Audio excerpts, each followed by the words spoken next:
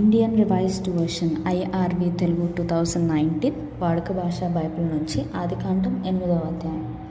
దేవుడు నోవాహును అతనితో పాటు ఓడలో ఉన్న ప్రతి జంతువును పశువును జ్ఞాపకం చేసుకున్నాడు. దేవుడు భూమి మీద గాలి విసిరేలా చేయడం వల్ల నీళ్లు తగ్గుముఖం పట్టాయి. అగాధ జలాల ఊటలు ఆకాశపు కిటికీలు మూసుకున్నాయి. ఆకాశం నుంచి కురుస్తున్న భీకర వర్షం ఆగిపోయింది. అప్పుడు నీళ్లు భూమి మీద నుంచి క్రమక్రమంగా తగ్గిపోతూ వచ్చాయి. 150 రోజుల తర్వాత నీళ్లు తగ్గిపోయాయి.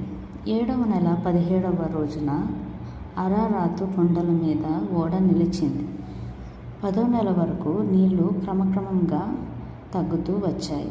10వ నెల మొదటి రోజున కొండల శిఖరాలు కనిపించాయి.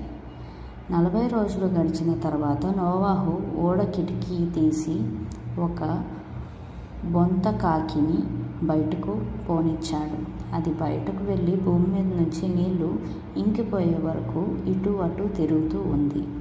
నీళ్లు నేల మీద నుంచి తగ్గి లేదో చూడటానికి అతడు తన దగ్గర నుంచి ఒక పావురాన్ని బయటకు వదిలాడు. భూమి అంతటా నీళ్లు నిలిచి ఉన్నందున దానికి అరికాలు మోపడానికి స్థలం దొరకలేదు గనుక ఓడలో ఉన్న అతని దగ్గరకు తిరిగి వచ్చింది. అతడు చెయ్యి చాపి దాన్ని పట్టుకొని ఓడలోకి తీసుకున్నాడు. అతడు మరో 7వ రోజులు ఆగి ఆ పావురాన్ని ఓడలో నుంచి బయటకు పంపాడు. సాయంకాలానికి అది అతనికి దగ్గరకు తిరిగి వచ్చింది. దాని నోట్లో అప్పుడే తుంచిన ఒలీవ ఆకు ఉంది. దీన్ని బట్టి నీళ్లు నేల మీద ఇంకిపోయాయని నోవాహు గ్రహించాడు.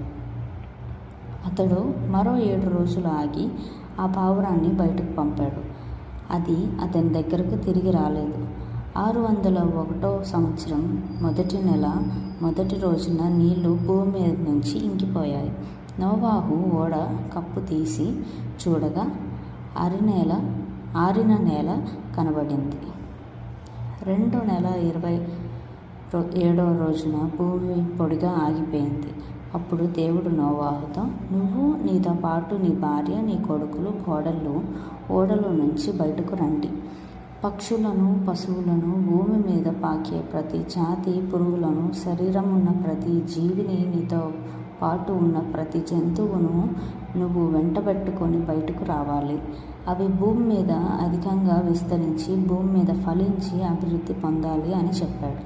కాబట్టి నోవాహు అతనితో పాటు అతని కొడుకులను, అతని భార్య, అతని